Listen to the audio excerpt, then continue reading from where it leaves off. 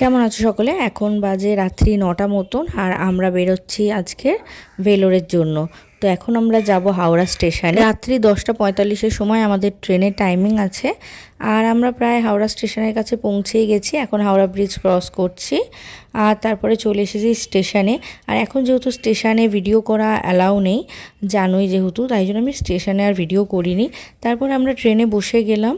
এখানে এখন রাজ আর আমি, দিদি, আমরা তিনজনে এখানটায় আছি। দিদিও যাচ্ছে আমাদের সাথে।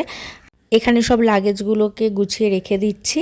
আর এখন তো বেশ রাত হয়েই গেল। তারপর ট্রেন ছাড়তে ছাড়তে 11:45 হয়ে গেল। তারপরে প্রায় 30 ঘন্টা জার্নি করার পর আমরা ফাইনালি নেমে গেলাম। এখন বাজে 3:45। আর দেখো এখনও ভোরের তো আলো ফোটেনি। তারপরে আমরা এখান দিয়ে অটো করলাম, চলে যাব আমরা হোটেলের জন্য। আর এখন দেখো এখানে পুরো অন্ধকার, চারিদিকে লোকজন আছে যেহেতু এখানে সবসময় ব্যস্ত স্টেশন, তো রাস্তাঘাটে লোকজন আছেই। আর আমরা এখন সিএমসির সামনে দিয়ে যাচ্ছি, আমাদের যেহেতু চেক আপের জন্য আসার আছে আর 2 দিন পরে। যাই হোক, তো এখন আমরা চলে এসেছি। এখন হালকা হালকা আকাশে আলো ফুটছে, তারপর আমরা হোটেল নিয়ে নেব। তো আজকের মতন ভিডিওটা এখানেই শেষ করছি। টাটা।